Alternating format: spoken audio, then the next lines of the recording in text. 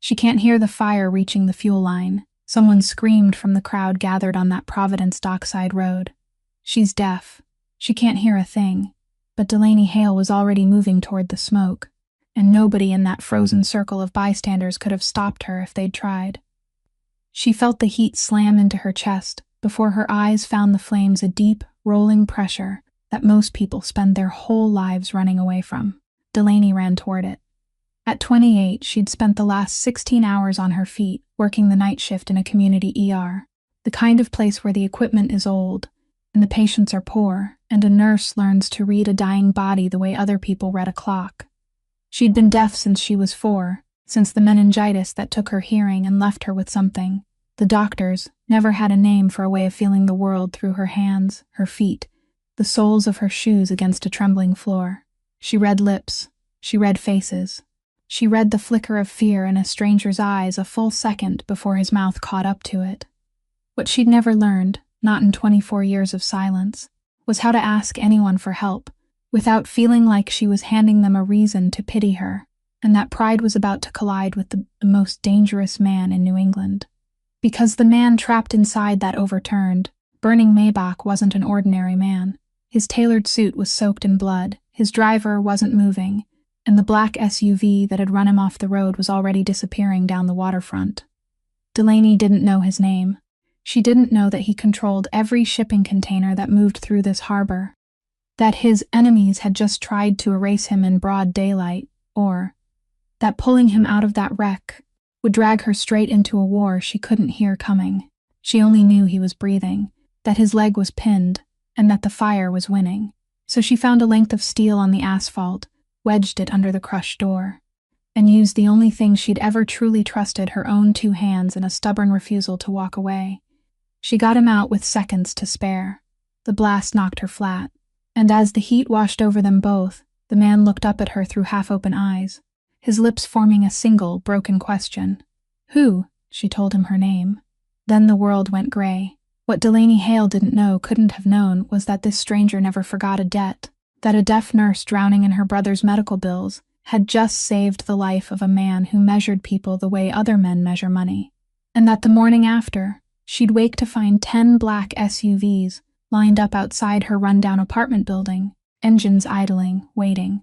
This is a story about a woman the world had written off as broken, who turned out to be the only person able to hear the one truth everyone else was too loud to notice.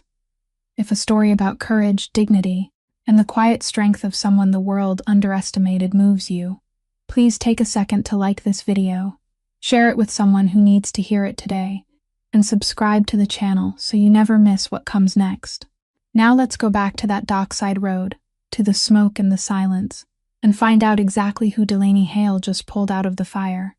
When Delaney came back to the world, the first thing she recognized wasn't sound, because for her there had never been sound, but the cold white light of the familiar fluorescent bulbs shining through her half-closed eyelids, and the faint trembling sensation of a wheeled bed being pushed across the smooth tile floor she had crossed thousands of times during long shifts.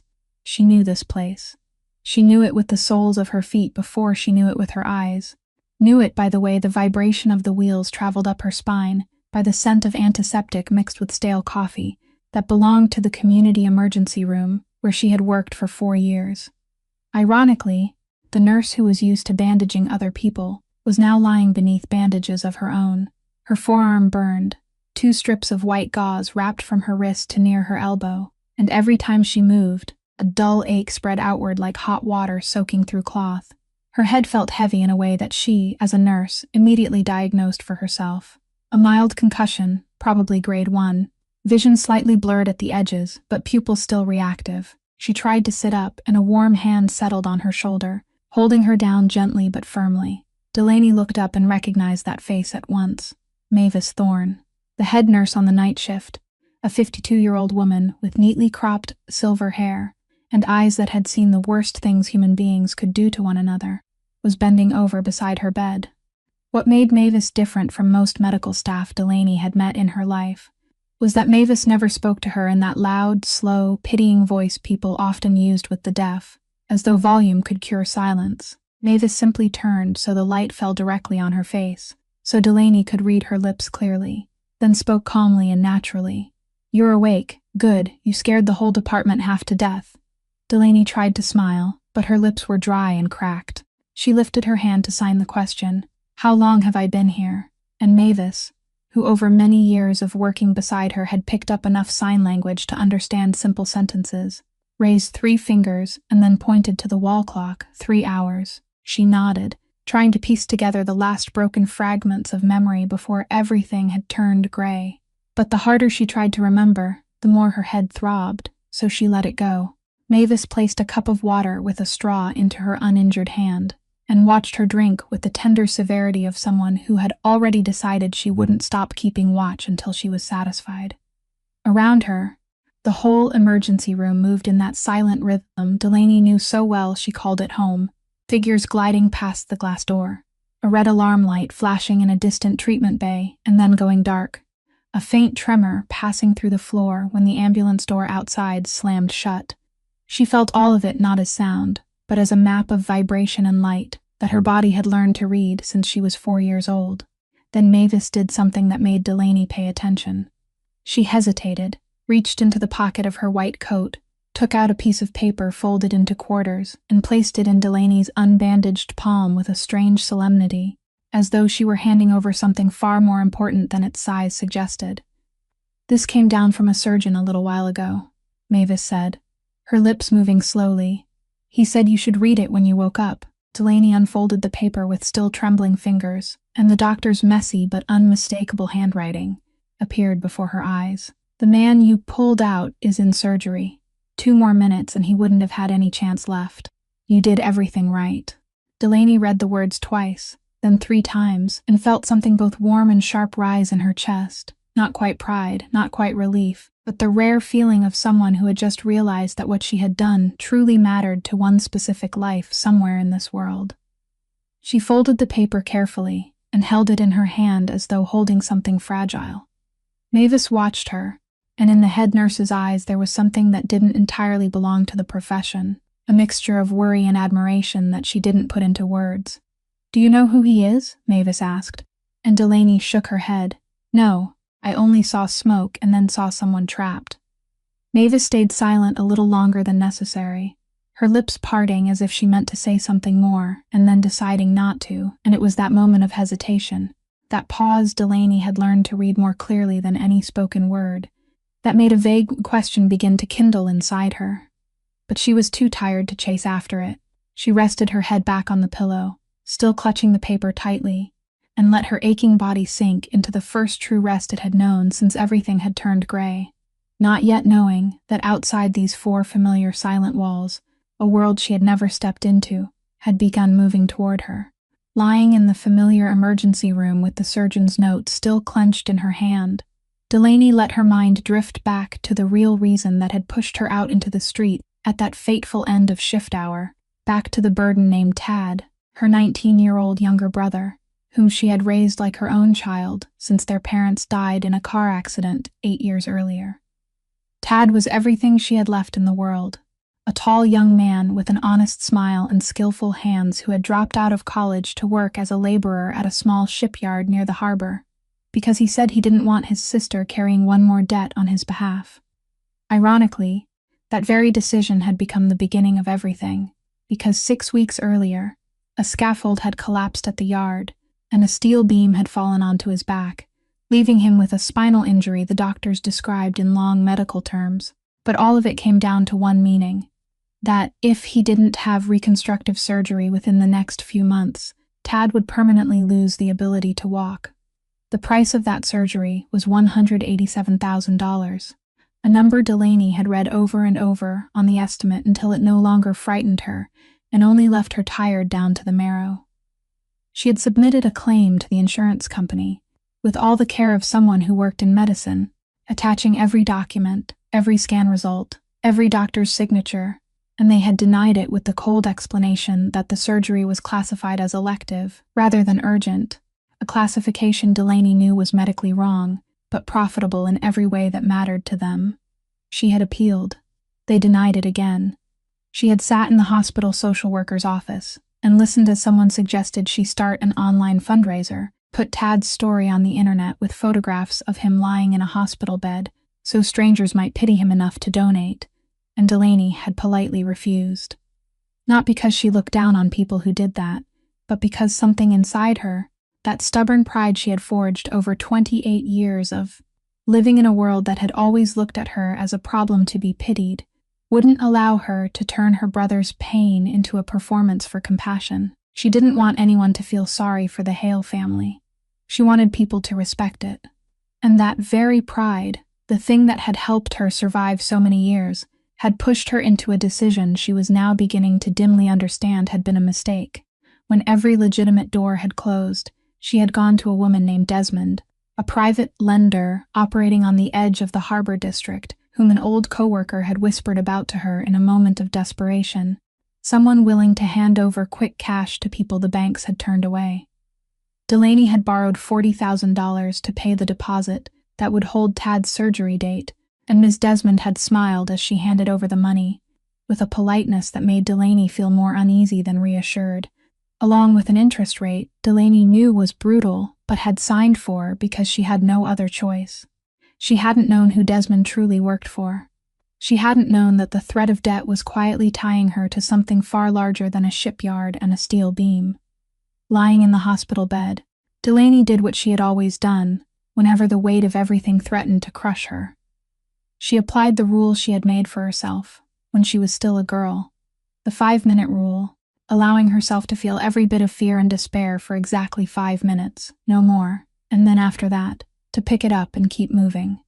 She looked at the wall clock, counted silently in the absolute quiet that only she knew, and when the 5 minutes had passed, she drew a deep breath, folded the surgeon's note once more, and told herself that whoever the man in the operating room was, at least today she had saved one life, even though she still didn't know how she was going to save her brother.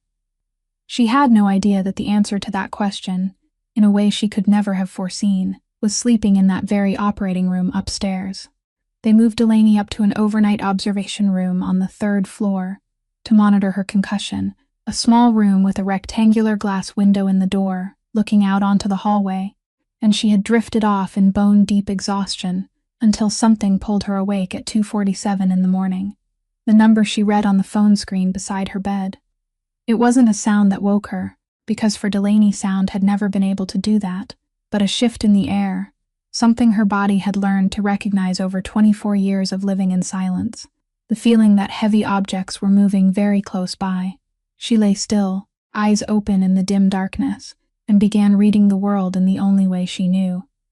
There were footsteps in the hallway, and she felt them through the tile floor as they traveled up into the bed frame, and these footsteps were entirely different from the familiar rhythm of the night nurses on duty that she had memorized by heart.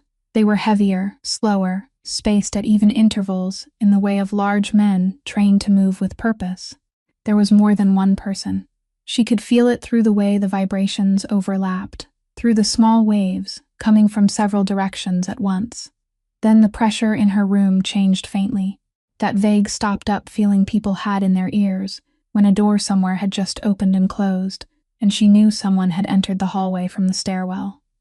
Delaney sat up very slowly, holding back the hiss in her throat as her knees and forearm protested, then edged closer to the glass window and looked out. What she saw should have frightened her, but strangely, it didn't. There were 3 men in the hallway, all of them large, wearing dark black suits tailored in that fitted way cheap suits could never imitate, and they stood in positions that she, with a lifetime sharpened eye for observation, immediately recognized as not random at all. One man stood beside the elevator, one stood near the emergency exit, and one stood straight across from her room, his back against the wall, both arms folded over his chest, his eyes sweeping the hallway in a steady rhythm. They didn't behave like intruders, not sneaking, not rushing. They behaved like men who had been assigned to stand guard and were carrying out that duty with cold discipline. The man closest to her room was the oldest of them, perhaps in his 40s, with a calm, square face and the eyes of someone who had seen many things and no longer startled easily. And it was that composure, that quiet authority radiating from the way he stood, that made Delaney understand he was in command of the other 2. She didn't know his name, but she would soon learn it was Bronson Keel.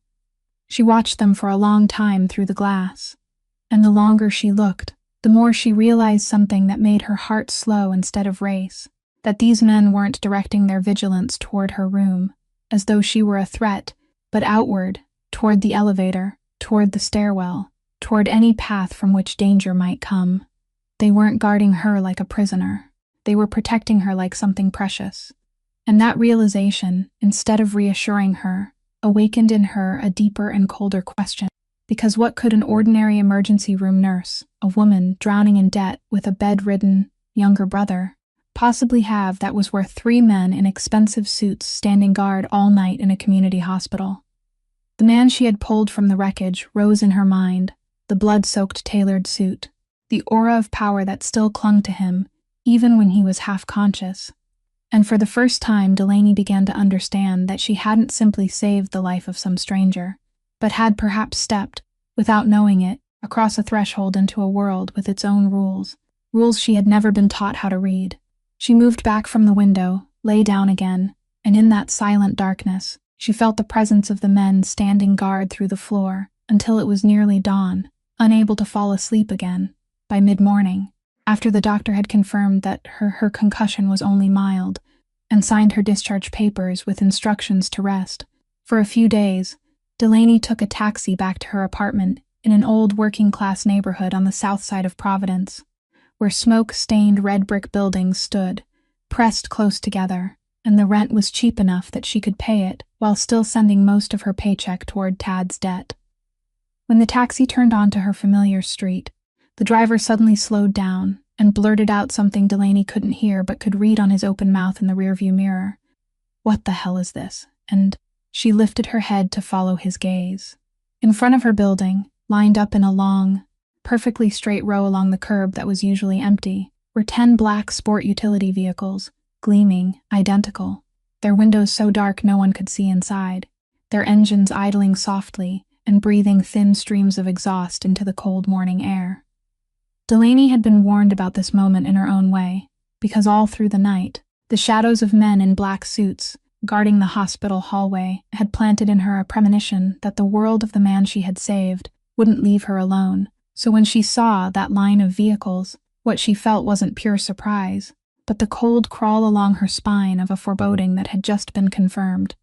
She paid the taxi fare, stepped out on legs that were still trembling, and stood on the sidewalk facing the line of cars while the driver sped away as fast as he possibly could. Around her, the neighborhood held its breath. She felt it more than saw it, in the way curtains at the upstairs windows shifted slightly and then hurriedly closed, in the figure of the old neighbor woman, who usually sat outside for fresh air, now vanished behind a tightly shut door, in the sudden stillness of a street where, at this hour, children should have been riding bicycles, and adults should have been leaving for work. This whole working-class neighborhood understood perfectly that vehicles like these never brought good news, and they had chosen the safest thing to do, to pretend they hadn't seen anything. The door of the lead vehicle opened, and the man who stepped out was the very man Delaney had watched all through the night through the glass window, the older one with the calm square face, Bronson Keel, though she still didn't know his name. He didn't hurry toward her. He closed the car door gently, fastened one button of his suit jacket, and crossed the street with the same slow, deliberate steps she had felt through the hospital floor the night before, and every step he took carried the quiet authority of a man who didn't need to raise his voice to make others pay attention, because his danger lay hidden beneath his courtesy like deep water, moving beneath a sheet of smooth ice. He stopped a few steps from her, close enough for her to read his lips, but far enough not to make her feel cornered, and that subtlety caught Delaney's attention, because very few strangers knew how to keep the proper distance from a deaf person. "Miss Hale," he said, his lips moving clearly and slowly, as if he had been told in advance that she read lips. "I apologize for disturbing you on a morning like this. The man you helped yesterday would like to express his gratitude." Then he slipped one hand inside his suit jacket and took out 2 things, a thick cream-colored card printed with only a phone number and no name, and a full, heavy envelope that Delaney didn't need to open to know what was inside, because the way it sat with weight in his hand when he offered it told her everything. He placed both in her unbandaged palm, with the same solemnity Mavis had used when handing over the note the night before. But this time there was an entirely different weight to it, the weight of money and of the invisible obligations that came with it. Delaney stood there on the sidewalk, in the middle of her breathless neighborhood, with the envelope in her hand and 10 black vehicles waiting silently behind the man. And she understood that she was standing before a crossroads, and that, whatever she did next, would change her life in ways she couldn't yet imagine. Delaney lowered her gaze to the envelope resting in her palm, felt its weight. And for one brief moment she allowed the most exhausted and desperate part of herself to think of Tad, of the $40,000 debt pressing down on her, of the $187,000 surgery she had no idea how to manage, and of the fact that the money inside this thick envelope alone might be enough to let her breathe for many months. But then she lifted her head, and the pride that had been forged in her over 28 years, the part of her that had refused fundraising pages and pitying eyes, spoke louder than everything else. She held the envelope out and returned it to Bronson, placing it in his hand with a finality that allowed no argument, and said in her own voice, the voice she had trained through years of speech therapy, imperfect but clear and steady, "I don't save people for money." Bronson looked down at the envelope in his hand, then looked back at her, and for the first time since he had stepped out of the car, something passed across his calm face, not irritation, but a new kind of attention, as though she had just done something very few people he had ever met had dared to do. He didn't try to insist. A man accustomed to using money to open every door must have been used to people snatching envelopes with both hands, and the fact that Delaney handed it back forced him to look at her differently, longer and more carefully. She said nothing more, only held his gaze, because she had learned very early that in a world where people often assumed her silence was a sign of weakness, holding someone's eyes was the strongest way to say she wasn't afraid, she wasn't powerless. She was a woman who had done what she believed was right, and she didn't need to be paid for it. Bronson slowly slipped the envelope back inside his suit jacket, and when he did, the gesture carried a strange respect, as though he were acknowledging that the money had no place here. "Keep the card," he said, his lips moving slowly, "not because of money. The man you saved is someone who very rarely owes anyone anything, and he isn't used to the feeling of owing a debt he's not allowed to repay. He wants to meet you, only to thank you in his own way." Delaney weighed those words in her own silence, and she realized that this invitation wasn't like the envelope. It wasn't a bribe, but something more personal, and therefore more dangerous. Every cautious instinct in her told her she should refuse, should turn around, walk into the building, lock the door, and pretend this morning had never happened, because she had sensed enough of the world of these black vehicles to know that stepping deeper into it was the least wise thing she could do. But something else spoke inside her too, a stubborn curiosity mingled with the unfinished feeling that she had saved a person without even knowing who he was, without knowing whether he had survived the surgery, and that if she turned away now, that story would forever remain a question hanging inside her. She looked at the card in her hand, the nameless phone number printed on the cream-colored paper, then looked back at Bronson, and she didn't answer right away, didn't nod too quickly, didn't let her desperation for money decide for her. "I'll think about it," she said, and that was all she gave him, not a promise, not an easy agreement. Bronson nodded, and in that nod was the acceptance of a man who understood that some things couldn't be rushed. "When you're ready, call that number," he said, then turned and crossed the street back toward the line of vehicles, and one by one, the 10 black cars rolled away in a silence. Delaney felt through the soles of her feet, leaving her standing alone on the sidewalk with a card and a question heavier than any envelope.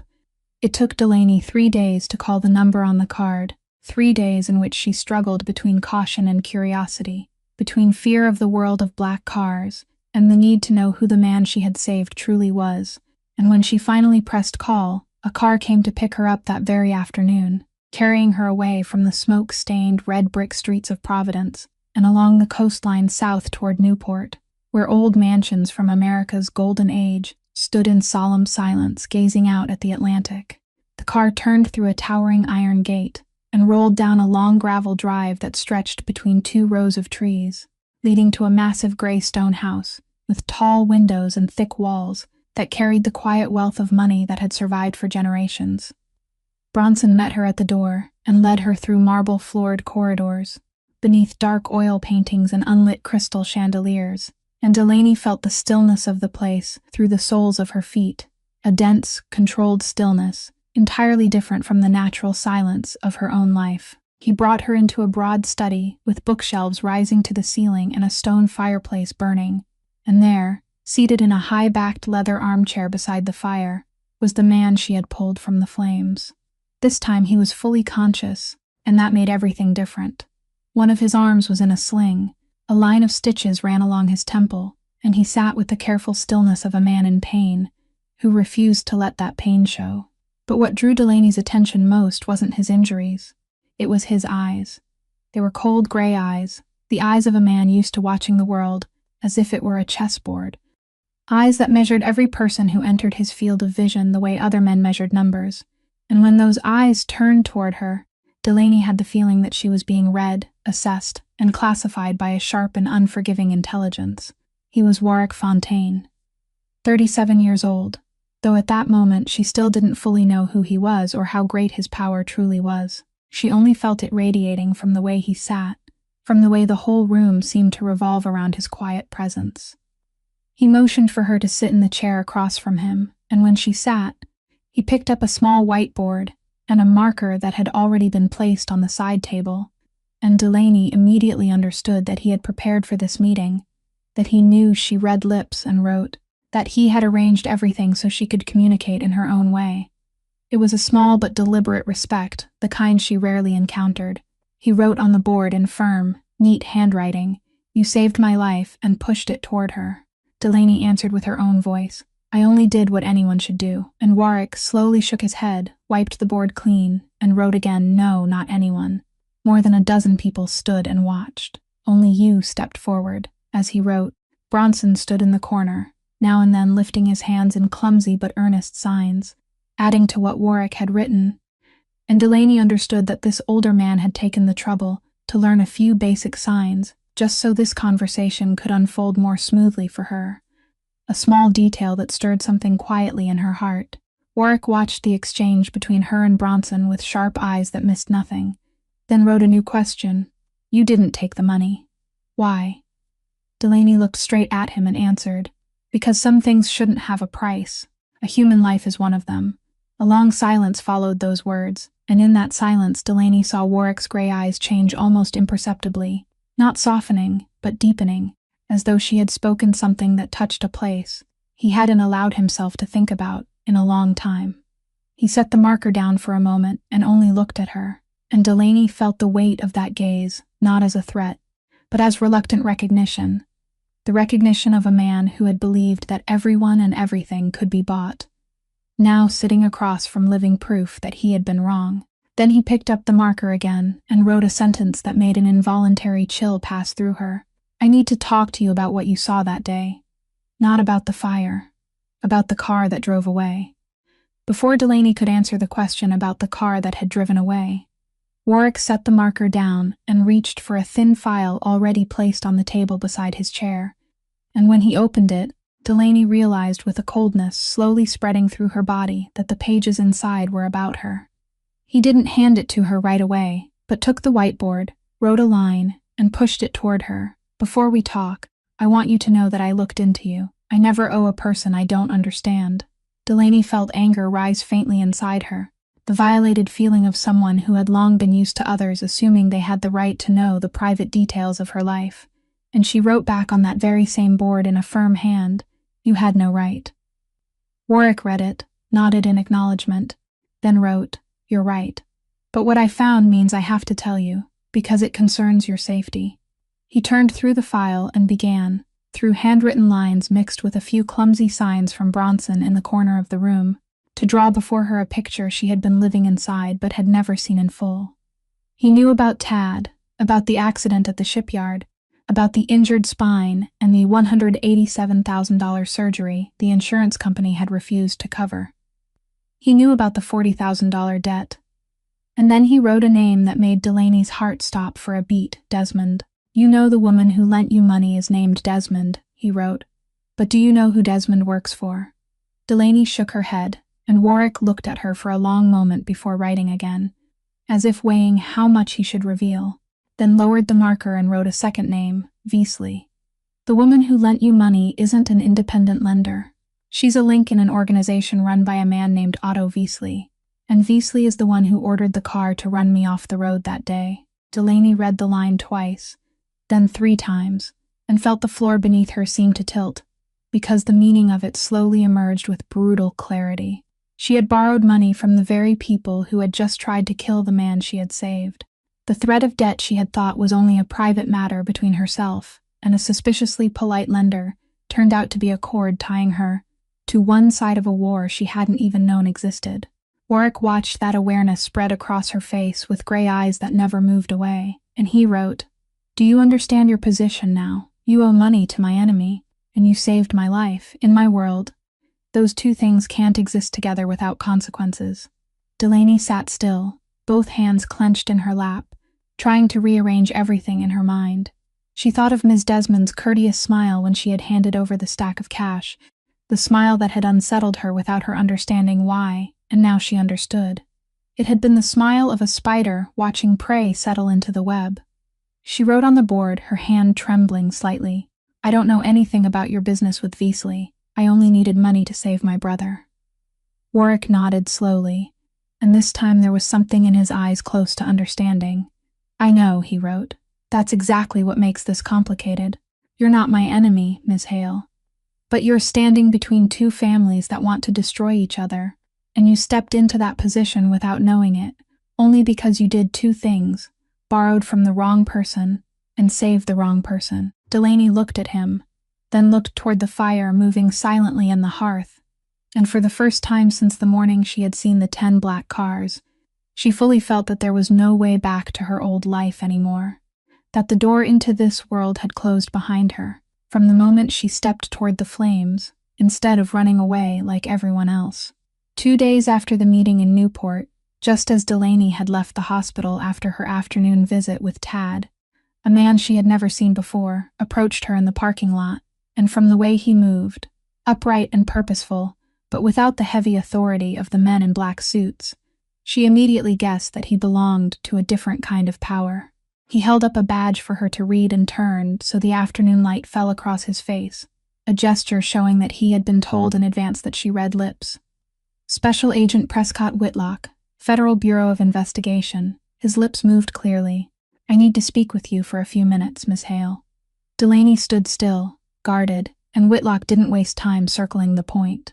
He was a man close to 40, with the tired face of someone who had been chasing one target for far too long, and he told her that his agency had been watching the Fontaine family for many years, that they knew about the attack on the Harbor Road, and that they knew she was the one who had pulled Warwick Fontaine out of the burning car. "Do you know who you saved?" Whitlock asked, and when Delaney didn't answer, he answered for her. "He runs one of the most powerful criminal organizations in New England, controls much of the cargo moving through this harbor, and his hands are stained with more blood than you can imagine." Delaney felt a painful conflict begin to twist inside her, because the man she had met in Newport, the man who had prepared a whiteboard for her, the man whose bodyguard had learned sign language just to speak with her, didn't fully match the portrait Whitlock was painting, and at the same time, she also knew that a man couldn't have 10 black cars and a mansion in Newport while keeping his hands completely clean. Whitlock stepped a little closer and said what he had been waiting to say. "We believe you witnessed something at the scene, something that could help us, and with your exceptional powers of observation, your testimony may be the missing piece we've needed for years. I need you to be a witness."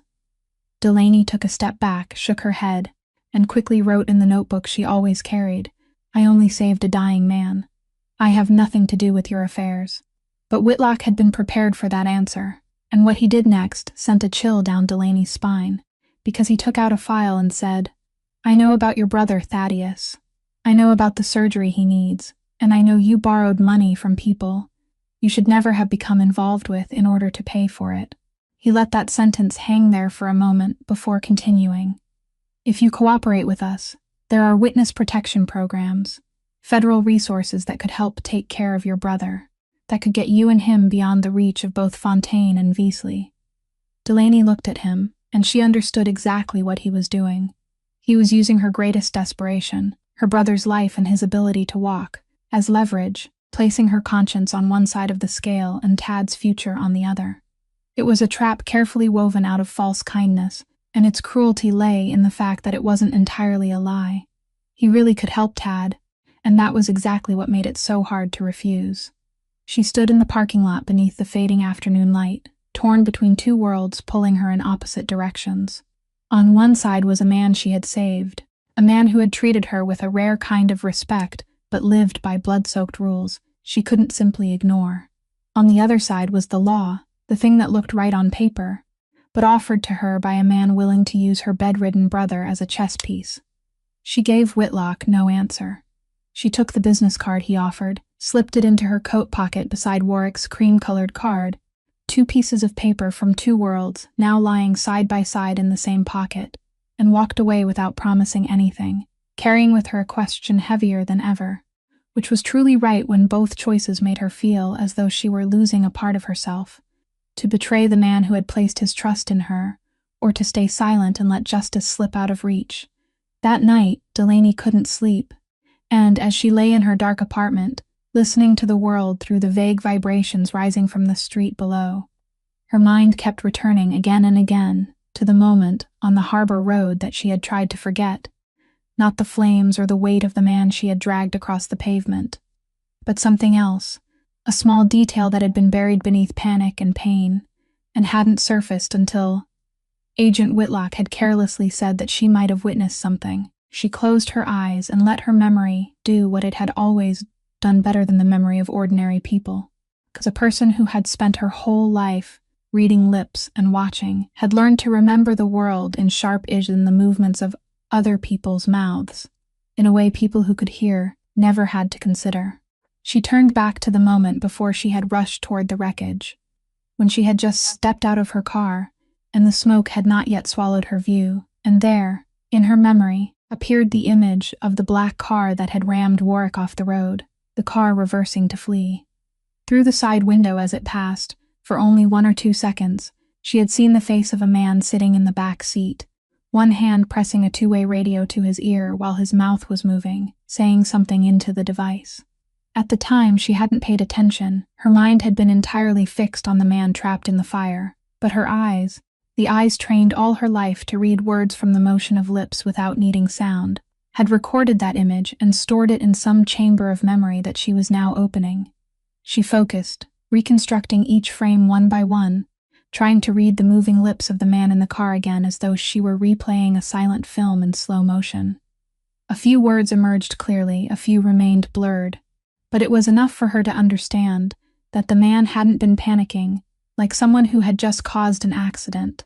He had been calmly reporting, confirming something to someone on the other end, and that calmness was what made it terrifying. Delaney opened her eyes in the darkness, her heart pounding so hard she could feel it striking her ribs, because she had just realized a truth that turned her whole body cold. She wasn't simply an accidental witness who had happened to be at the scene. She was the only person in the world who had seen and could read the words the mastermind had spoken in the very moment the attack was carried out. And in a world where everyone else had to rely on sound, on secondhand testimony, on evidence that could be denied, she held something no one else possessed, a living recording carved into the memory of a woman who could read lips. She thought of Warwick, who wanted to know who had truly ordered the attack on him. She thought of Veasley, who would surely pay any price to silence the only person who had seen. She thought of Whitlock and the federal agency, the people who had been hunting this truth for years without being able to grasp it. All 3 sides needed what she was holding inside her head, and that realization didn't make her feel powerful. It made her feel hunted, because a piece of information that 3 dangerous forces all craved turned the person holding it into the most valuable thing, and at the same time the easiest one to eliminate. She sat up in the darkness, wrapped her arms around her knees, and understood that the silence that had followed her all her life, the thing the world had always treated as her flaw, had now made her the most dangerous witness all 3 sides had ever faced, and she still had no idea that the fragment she had just stirred awake in her memory contained a truth far darker than anything she could imagine. The next morning, Delaney called the number on the cream-colored card, and this time it wasn't out of curiosity, but because she knew she needed help, understanding the very thing she was holding inside her head. And within 1 hour, Bronson was standing at the door of her apartment, alone, without the line of black cars behind him, only a calm man with a notebook and pen ready to listen. She invited him in, and they sat across from each other at the small dining table, where she had already spread out a large sheet of paper and divided it into 2 columns with a marker. At the top of one column, she wrote certain, and at the top of the other, she wrote possible. That was how she had learned to handle every complicated problem throughout her life, separating what she knew clearly from what she could only guess, because a person who couldn't trust her ears had to trust her own precision. Bronson observed that method with quiet respect, and through exchanged written lines and a few clumsy signs from him, they began reconstructing the scene piece by piece.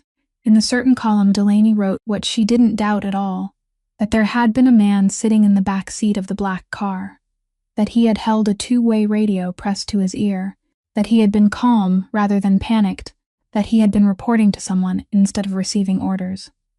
In the possible column, she wrote the words she had read, but wasn't entirely sure of, the blurred fragments of lips she was still trying to piece together.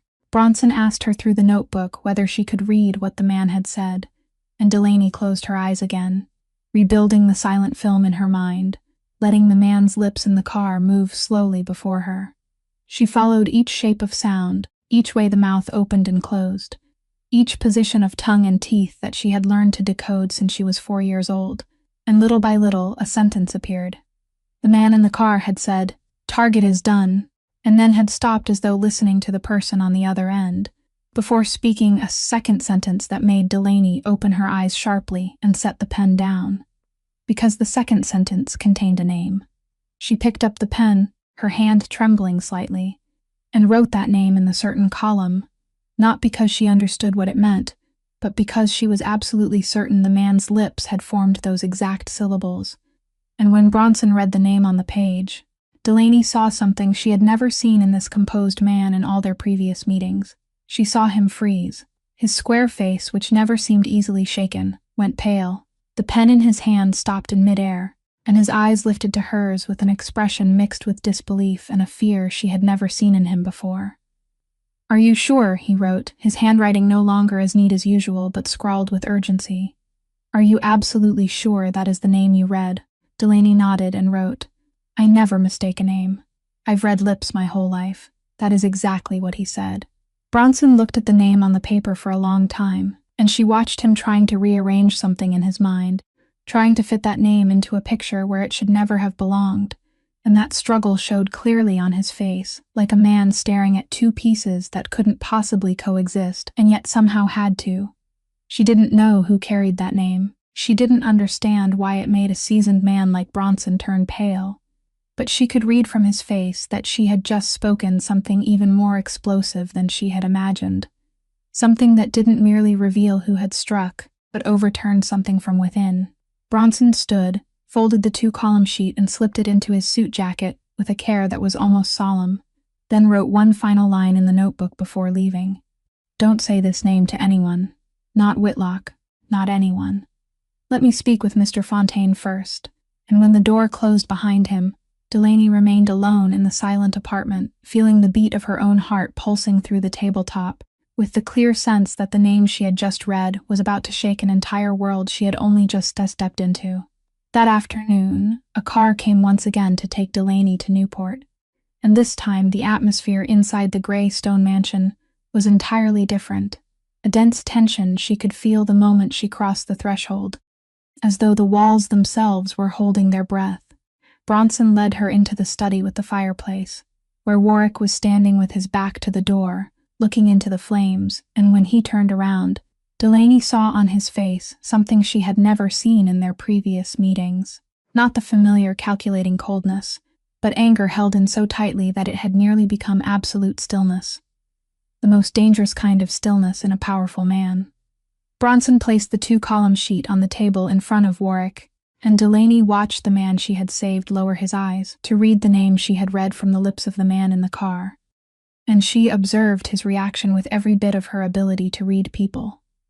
For one moment, Warwick's face was completely motionless, like the surface of a frozen lake. Then she saw something break very faintly behind those gray eyes, not surprise, but a deep pain he immediately swallowed down and locked away. The pain of a man who had just had confirmed something that perhaps some part of him had suspected for a long time, but had never allowed himself to believe. Warwick picked up the whiteboard, and for the first time since Delaney had known him, his handwriting was no longer firm and neat, but heavy, as though every word had to be dragged through some invisible weight. "The man who bears this name," he wrote, "is Gideon Fontaine, my younger cousin, the man I trusted more than anyone else in the family." Delaney read those words and felt the whole room seem to sway around her, because suddenly every scattered piece fit together in a cruel way. The person who had ordered the attack on Warwick wasn't merely Veasley from the outside, but someone from within Warwick's own family, someone who had joined hands with the enemy to clear the way for himself to seize power. The assassination attempt on the Harbor Road wasn't simply a war between two families, but an internal betrayal disguised as an outside attack, and that was exactly why it had nearly succeeded, because no one guarded against a knife coming from the very hand they trusted. Warwick wrote again, slowly and coldly. "Gideon knew my schedule that day. Only a very small number of people knew I would be on that road at that hour. I've been asking myself for days how Veasley knew. Now I understand. He didn't need to know, because someone in my own house told him." Delaney looked at him, and she understood that what she had brought this man wasn't good news, but a wound deeper than the stitches along his temple. Because being attacked by an enemy was one thing, but being betrayed by someone you loved and trusted most was a different kind of pain entirely, the kind that never fully healed. But then she saw Warwick's gray eyes turn toward her, and a cold realization appeared in them, and he wrote a sentence that made Delaney herself shiver. "Do you understand what this means for you? You are the only person who saw and read the words Gideon gave as an order. You are the only living proof that he is the traitor. As long as you are alive and able to speak about what you saw, you are the greatest threat to him. Until now, he thought you were harmless, an accidental witness who knew nothing. But once he realizes you could read his lips from inside the car, he won't let you live." Delaney stood motionless, feeling the weight of those words descend on her, and she understood that in the moment she had read the name from the lips of the man in the car, she had turned herself from a harmless witness into a target who had to be eliminated by a man willing to kill his own flesh and blood to gain power.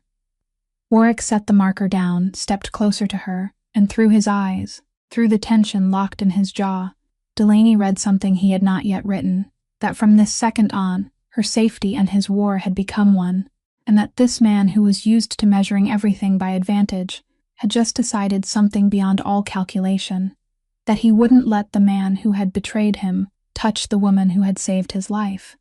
Warwick wanted Delaney to stay in Newport, where she would be protected, but she refused, because Tad was still lying in a hospital in Providence, and she couldn't place her own safety above her brother's life, so Warwick did the only thing he could do. He assigned his men to stay close to both her and Tad day and night. And it turned out that decision saved both siblings' lives, because Gideon moved faster than anyone had predicted. On the second night after the meeting in Newport, Delaney was in her apartment when she sensed something wrong in the only way she could, a shift in pressure, when the door downstairs in the lobby opened out of rhythm, strange vibrations traveling up through the floor from the stairwell, heavy and hurried, completely different from the footsteps of the guards she had grown used to. She hadn't yet understood what was happening when Rory, the young bodyguard Warwick had sent to watch over her, rushed in from his post outside the hallway, his face tense, and signed urgently with both his hands and the clumsy mouth movements he had been trying to learn, "Go, right now, with me." Delaney didn't ask.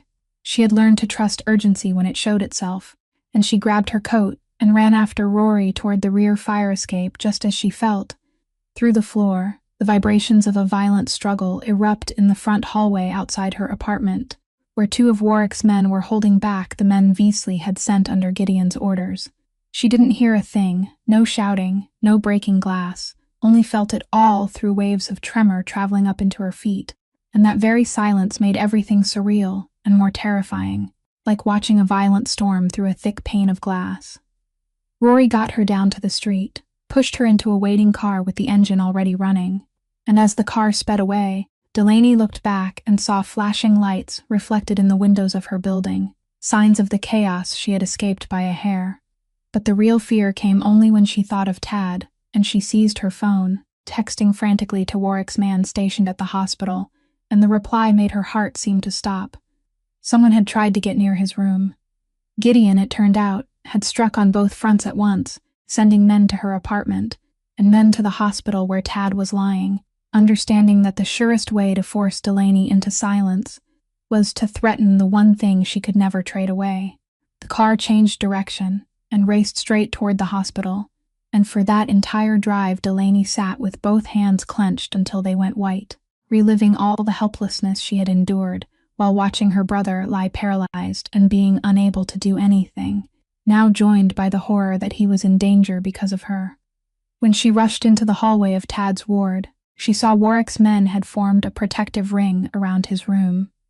The men she had once seen guarding a hospital corridor, at night now standing between her brother and the darkness reaching for him, and in that moment Delaney understood something she would never forget, that trust in this world wasn't built from words, but from actions, from people willing to put their own bodies in front of bullets for a bedridden young man they had never known, simply because the man leading them had ordered them to protect his sister. She stepped into the room, saw that Tad was still safe, his eyes wide with fear but his body unharmed, and she wrapped her arms around him, trembling with relief. But even as she held her brother, Delaney knew this safety had been bought at a price, that somewhere out there, the people who had risked themselves for her and for Tad might be paying for that loyalty, and that the war she had accidentally stepped into was no longer Warwick's alone. It had become hers too, a war she couldn't hear, but had felt fully through every vibration beneath her feet. What Delaney didn't know, in the moment she wrapped her arms around Tad, was the price that had been paid just before she arrived. Because when Veasley's men first tried to get into the ward where Tad was lying, Rory had been the one who stopped them. She only understood the full truth when she saw Bronson standing at the end of the hallway, his usually calm square face, now marked by a pain he didn't bother to hide, and when she approached, he led her away from Tad's room to a corner of the corridor, where a stretcher was being covered with a white sheet. Delaney stopped walking, and a coldness spread through her body, before Bronson had time to write anything at all. She recognized the small, silver pin shaped like a hawk on his lapel, the same one she had noticed earlier that day when he had pushed her into the car and helped her escape the apartment, now resting motionless beneath the white sheet. Rory hadn't stayed with her. After getting her to safety, he had returned to the hospital when he heard that Tad had been targeted, and he had stood between the door of Tad's room and the men who came for him, and he had fallen there, on the floor of a community hospital, so that a paralyzed 19-year-old young man he had never even spoken to could go on living. Bronson wrote in the notebook with slow handwriting. He was only 26. He was the first one to volunteer for the assignment to protect you, from that night at the hospital. He said he had never met anyone who would run into fire the way you did. Delaney read those lines and felt something inside her chest break open, not in loud sobbing, but in a silent, bottomless pain, the very silence that had followed her, all her life now becoming the shape of loss. She knelt beside the stretcher, placed her still bandaged hand on the white sheet covering the young man who had died for her brother, and thought of the clumsy signs he had tried to learn, just so he could tell her one simple thing, "Come with me," and she thought that he had died while still learning how to speak to her. And that thought sent tears slipping silently onto the sheet. She didn't cry out loud, she never had. But that didn't make her grief any smaller. It only lived somewhere deeper than words, in the same place where she had stored every loss of her life. A little while later, she sensed a presence beside her through the shift in the air, and when she looked up, she saw Warwick had arrived, standing over the stretcher with a face hard as stone, but with gray eyes reflecting the hallway lights in a wet glimmer he refused to let fall. Delaney understood that for a man like Warwick, every person in his organization wasn't a nameless pawn, but someone he had chosen and taken responsibility for, and Rory's death was a wound he would carry with him, a blood debt he would never forget. In that moment, standing in the hospital hallway beside the body of the young man who had sacrificed himself for her family, Delaney made the decision she had still been hesitating over until now. She had been torn between Warwick and Whitlock, between two worlds pulling her in opposite directions, not knowing whom to trust. But now, seeing Warwick's man had bled to protect Tad, seeing the real pain in the eyes of the man she had saved, she understood that the loyalty and protection she had received from this world weren't false or part of some scheme, but had been paid for with real lives. She rose, faced Warwick, and for the first time she didn't write, didn't sign through an interpreter, but looked straight into his eyes and spoke in her own voice. Steady though quiet, I trust you. Tell me what I have to do. And in Warwick's slow nod, in the way he placed his uninjured hand on her shoulder, for one brief moment and then withdrew it, Delaney felt that something had just been sealed between them. Not by a promise, but by blood and by the shared grief they had both just carried. After that night, Warwick brought both Delaney and Tad back to Newport, where Tad was cared for by a private medical team and guarded more carefully than anywhere else could have managed. And for the first time since disaster had struck, Delaney was able to sleep without staying alert to every strange vibration beneath the floor. The fires passed in this tense stillness of a mansion waiting for a storm, and during that time Delaney began to see another side of the man she had saved. Not the cold family boss who measured people, but a man quietly doing something she hadn't expected. One evening, while she sat alone in the library looking out at the darkened sea, Warwick stepped in, and instead of taking up the familiar whiteboard or waiting for Bronson to come and interpret, he stopped in front of her, and then, slowly and somewhat awkwardly, like a man newly learning, he raised both hands and began to sign. His movements weren't perfect, his fingers sometimes finding the wrong position so that he had to stop and correct himself. But Delaney could read clearly what he was saying. You're safe, I promise. She sat motionless, because she understood the full meaning of that moment in a way hearing people never fully could. All her life, Delaney had been used to people speaking to her through something in between, through paper and pen, through interpreters, through reluctant patience or worse, through pity, and it was rare for anyone to step into her silent world instead of forever forcing her to reach outward toward their noisy one. But this powerful man, the man around whose every word an entire empire seemed to turn, had taken the time to learn her language, had placed the hands that were used to giving orders and signing blood-stained contracts into the awkward shapes of signs, just so he could tell her one sentence without anyone else standing between them. It wasn't a showy gesture. There was no one else in the room to witness it, and that very privacy gave it even greater weight. Delaney signed back, "When did you learn?" And Warwick answered slowly, "Every night after you fell asleep. Bronson taught me. I'm not good." She smiled faintly, the first real smile she had given in many days, and signed, "You're better than you think." A silence settled between them, the kind of silence that had never been emptiness to Delaney, but had always been a space full of things that didn't need to be spoken aloud. And inside that silence she felt something beginning to form between her and this man, something both warm and dangerous, because she didn't forget for even 1 second that they came from two worlds that could not be reconciled. He was a man whose hands had been stained by things she could never accept, a man who lived by rules, opposed to everything she believed as someone who had spent her life caring for people and saving them, and she was someone whose integrity and pride wouldn't allow her to turn a blind eye to those things, even as her heart was quietly leaning toward him. She realized that whatever was growing between them stood on a strange foundation, not ordinary romance, but deep respect. That rare feeling of two people who were used to being misunderstood by the world, finally being truly seen by another person. Warwick was the first person who didn't look at her silence as a flaw to be pitied, but as part of who she was, even as a strength. And perhaps she was the first person to see through the cold, ruthless shell around him and reach the man who still knew pain, still knew loss, still knew how to value a decent thing. But even as she felt that, Delaney kept a clear distance inside herself, because she knew there was still a mountain between them that couldn't yet be crossed, and that before anything could truly begin, she would have to face the question of whether she could love a man whose world demanded prices her conscience would never be willing to pay. Rory's death changed something in the way Delaney saw this war, and when Warwick laid out his plan, she no longer hesitated about which side she stood on, though she still held firmly to her own boundaries. Warwick understood that confronting Gideon directly with violence would only ignite an all-out war that would leave even more people dead. And more importantly, it would never expose Gideon's betrayal in a way he couldn't deny. So he chose a more subtle path, a trap laid back against the very man who had laid one for him. The plan rested on two pillars, and both revolved around what Delaney carried. The first pillar was the law, and this was where Warwick did something she hadn't expected. He reached out to Agent Whitlock himself. Delaney was in the room when the exchange took place, and she understood the cold wisdom in that move, because Warwick knew Whitlock had been hunting the Fontaine family for many years, and he offered the agent the thing he wanted most. Not Warwick himself, but Gideon, the traitor who had joined hands with Veasley. Delaney's testimony, legally recorded in the presence of attorneys, and handled through the proper procedure so it could be used as evidence in court, would be the crucial link.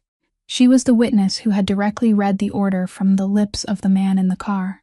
And when that testimony was combined with the other evidence Whitlock had gathered over many years, it would create a case strong enough to prosecute Gideon for masterminding attempted murder and colluding with Veasley's criminal organization.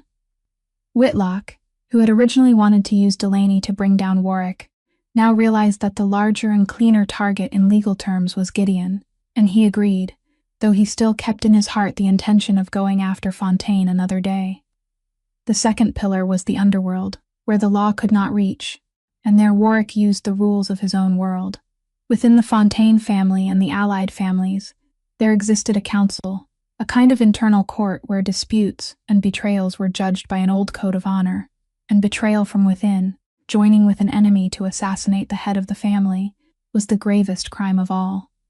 Warwick planned to summon the council and present the evidence of Gideon's betrayal in front of everyone, so that Gideon would not only be punished by the law, but also rejected by the very world he wanted to rule. The subtlety of the plan lay in the fact that Warwick would let Gideon walk into the trap on his own.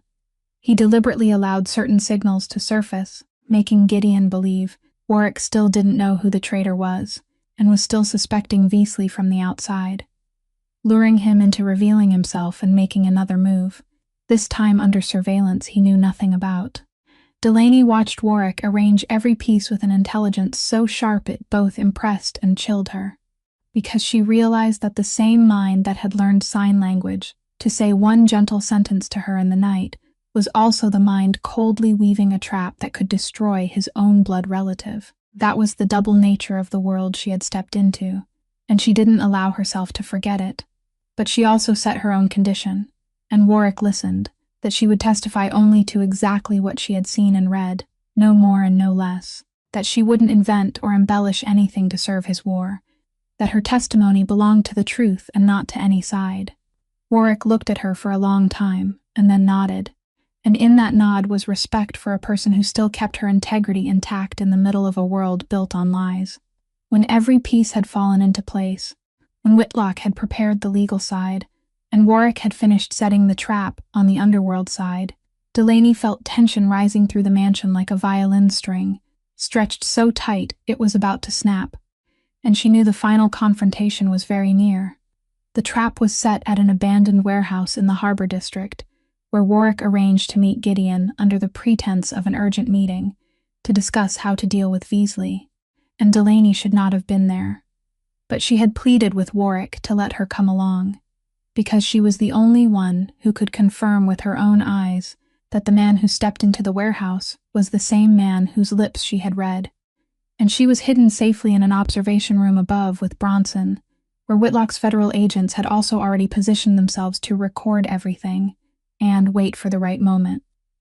When Gideon arrived, Delaney looked down through the glass and recognized his figure immediately, and a cold sensation ran along her spine when she saw him walk through the warehouse with the confidence of a man who believed he had already won. The conversation below unfolded with tight tension, Warwick guiding it calmly, letting Gideon slowly expose himself. And then the decisive moment came when Warwick placed the 2-column sheet Delaney had written on the table and told his cousin to his face that he knew everything. Delaney watched Gideon's face change through the glass, from confidence to shock and then to naked cruelty as the mask fell away, and he no longer denied anything, but admitted it all with a contemptuous smile, saying that Warwick had grown too soft to lead, that the family needed someone willing to do the things Warwick didn't dare to do, and that he should have died on the harbor road that day. It was in that moment of Gideon's confession, when all the attention of the people below was fixed on the verbal confrontation between the two kinsmen, that Delaney sensed something no one else noticed.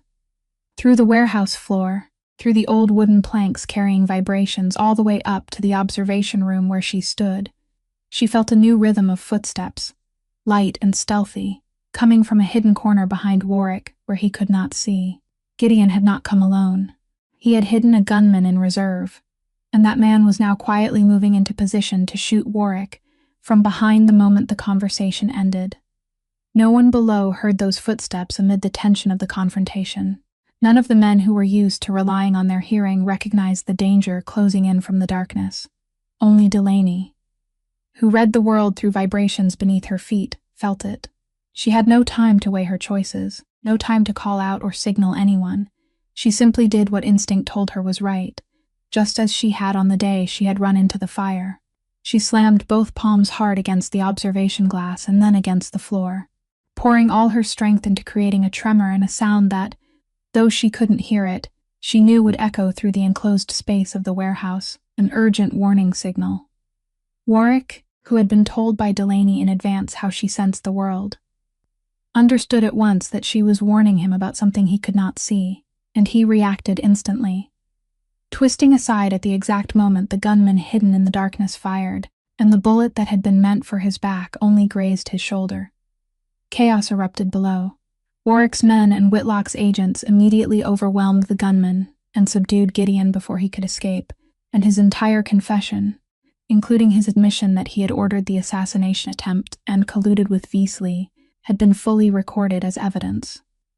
Delaney stood in the observation room, both hands still pressed against the cold glass, her body trembling from the aftershock of what had just happened, and below her she saw Warwick lift his head and search for her through the glass, and in his eyes she read something far beyond gratitude, the recognition that she had just saved his life a second time, and this time not with the strength of her hands, but with the very sense the world had treated all her life as her defect.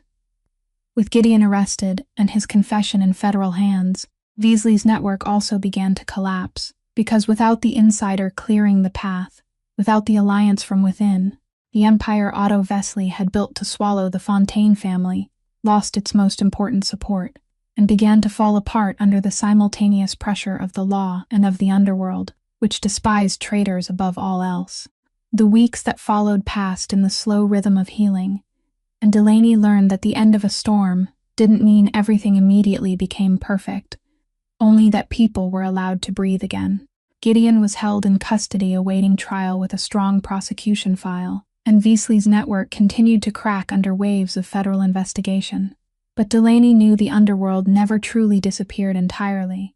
It only changed shape, and she didn't allow herself to believe in a fairy tale ending where all evil was swept clean. What mattered more to her was Tad. The spinal surgery she had once desperately tried to find a way to pay for was finally performed, and this was where Warwick did something Delaney would always remember, because he understood her well enough to know that if he simply paid the bill, as a gift handed down from above, she would refuse, exactly as she had refused the envelope that first morning. So he didn't turn it into a debt of gratitude hanging over her head. Instead, he first arranged for the $40,000 debt she had borrowed from Veasley's organization to be erased, because with the collapse of that network, the cord binding her to it dissolved as well, and that wasn't a favor, but the removal of an injustice that his own world had indirectly caused her.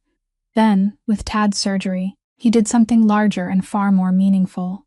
He created a fund, and he named it the Clear Signal Fund, taking its meaning from what Delaney herself was, a person capable of receiving the one important signal amid all the noise of the world.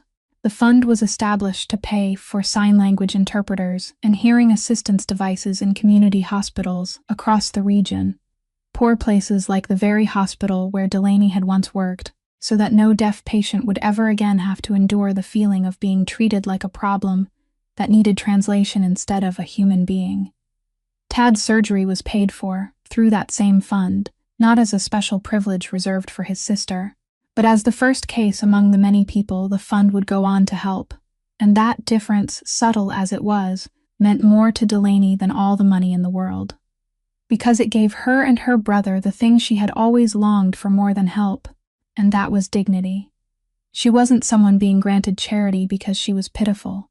She was the person who had inspired something that would help countless others. When Tad began his first physical therapy sessions, Delaney sat beside him in the training room and watched her brother struggle to rise between two parallel bars, one trembling step at a time, his face tightening with effort, but his eyes shining with a determination she recognized, because it was the same stubbornness that ran in the blood of the Hale family. The recovery process was slow and full of pain, the doctors careful not to promise a complete recovery, and Delaney accepted that uncertainty the way she had always accepted the bare truths of life. But every small step Tad managed to take was a real victory, not a miracle but the result of labor and will. Warwick came to the therapy room from time to time, standing quietly at the far end to watch, and Delaney noticed that a silent respect was beginning to form between him and Tad as well. The powerful man never acted superior toward the bedridden young man, but watched him fight with sincere admiration.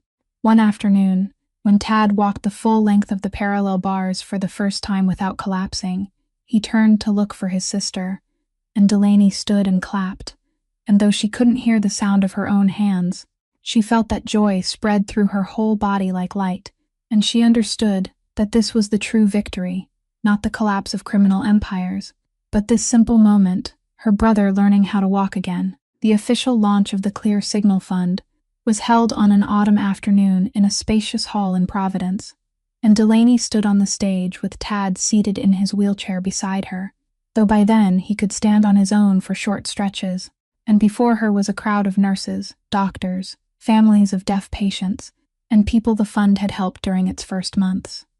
When she finished her brief speech, delivered in the very voice she had spent her whole life training, with a sign language interpreter standing beside her, the entire hall rose to applaud, and Delaney couldn't hear a single sound in that ovation, but she felt it fully in her own way.